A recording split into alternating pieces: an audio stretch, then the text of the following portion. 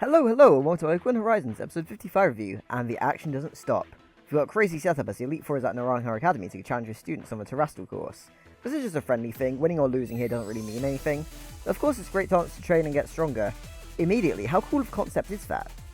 We found out that we get to team up with Jim Lee who took their Terrestrial training basics tests, so we get to start off with Dot and Iona against Poppy. We're in for a banger, with Poppy immediately taking control of the battle, but Iona does come in clutch with assisting Dot with Reflect, and Geeta even worries that this might be too much for a student to deal with.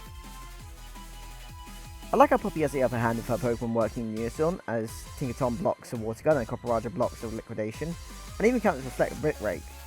Despite this, I think it's kind of great how Dot is the one that turns the tide of the battle, as she has Quaxly dance on Bellybolt's belly as it rests up, which powers up Electromorphosis.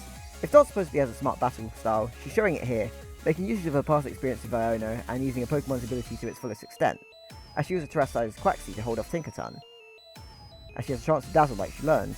That's pretty impressive how Quaxly also holds in there and stalemates Tinkaton, all in the meantime opening Bellybolt to get into Copperajah and finish it off with a boosted Zap Cannon, getting Dot and Iona over win, and Phil Wincon was beating one of the Elite Four members' Pokemon.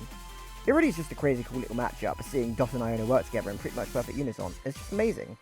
But the way Dot feels inadequate, and Iona and Poppy help her feel like she can live it up, and she's worth it, is a great follow-up. And I suppose quickly I'll go over Sango and Onix's battle. They're kind of played off as jokes, but I immediately like what it shows about what the characters stand for.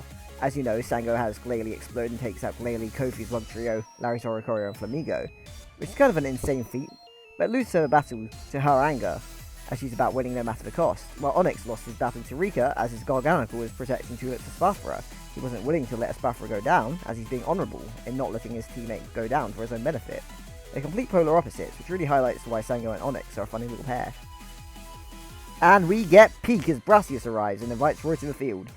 Watched particularly by Nemona, as the two get to team up against Hassel with his Baxcalibur, which I'm immediately glad to see, and his Flapple, which Roy has an opportunity to learn about dragons, which he'll take happily as he goes with Fuecoco while Brassius goes with Olive. Of course, the big thing to overcome here is Thermal Exchange for Baxcalibur, which powers it up. It's actually hilarious how Roy's like, "Why didn't you tell me?" to Brassius as he talks about what the ability does after Baxcalibur had been hit by a Flame Charge already. And you know, Brassius plays that off like preconceptions being a bad thing for an artist, which actually I do think works quite nicely here. Roy probably wouldn't use Flame Charge or Flamethrower if he knew he'd eliminate half of Fuecoco's moveset and make him a lot more predictable to Hassel.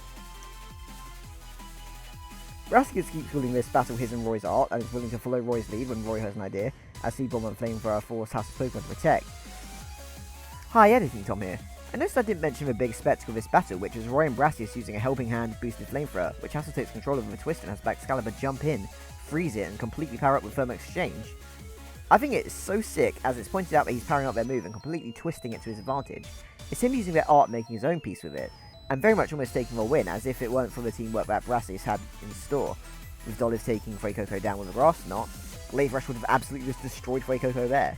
It's such a simple way of making Hassel feel next level and skilled, with Roy then following Brassius' lead, terrestrializing Fuecoco to engulf Dolive's Energy Ball with a Flamethrower, making an explosion of energy which Baxcalibur is capable of freezing, and launching through with a Glaive Rush to KO both Pokemon, which means Roy is lost. But this battle had so much merit despite being a loss to Roy, as he had so much fun. He got to experience a true multi-battle and what kind of combos can be pulled off with different types of Pokemon. And even all Brassius taught Roy has made him understand why Hassel's become a teacher, which you only get to see the sobbing gimmick he has on full display, as Hassel has a big cry, and it's incredible. I love seeing Baxcalibur comfort him. Nemona still recognises his potential and knows how much he can grow. Impressed with how well Roy did against Hassel, so definitely see a good rematch between these two in the future. Rika meets up with Katie to battle Rika as the episode ends.